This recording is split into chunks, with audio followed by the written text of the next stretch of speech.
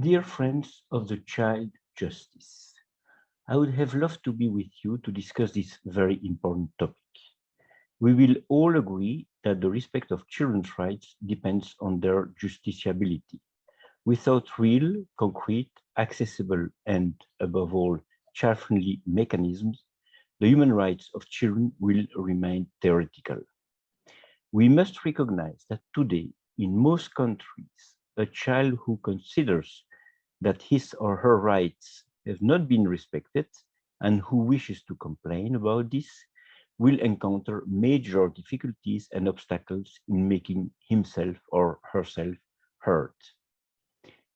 Our justice systems as a whole are not at all adapted to the needs of children and to the compelling needs to give them a voice and to consider them as actors of their own rights.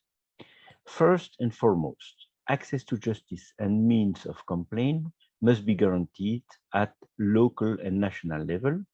International mechanisms should only be used when national mechanisms are unable to provide a satisfactory response within a reasonable time frame for the child.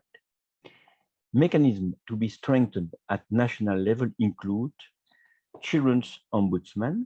These should be established in each country, be truly independent, and have a very broad mandate to monitor the implementation of children's rights generally and to deal with complaints in a child-friendly manner. Social Legal Defense Center. Such center, usually run by NGOs, have the mission to provide children with legal information in clear language and to offer legal and social support for the practical realization of children's rights. They are there precisely to support children in their efforts to ensure that they can be heard without too much pressure from the adults around them and to be able to express their choices in full autonomy. Appropriate and accessible participation and complaint mechanisms in the various places where children are most likely to be found: schools, sport, leisure clubs, institutions for the protection and care of children in conflict with the law, to name but a few. A system of free legal aid with specialized, trained, and accessible lawyers who can intervene whenever a child is involved in a procedure or wishes to file a complaint to assert his or her rights. Finally, I would like to give you some concrete example of how challenging access to a lawyer can be. A child who is placed in a closed educational center is punished with a solitary confinement for several days. There must be an accessible system to allow him or her to call for help, to contest his punishment. He or she must obviously be informed of this possibility and be able to exercise it without fear of reprisal.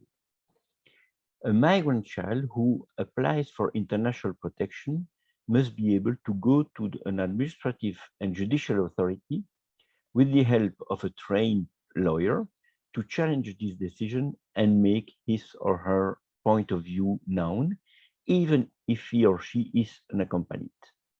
The administrative authority must be properly trained and hear this child and also assess his or her best interests.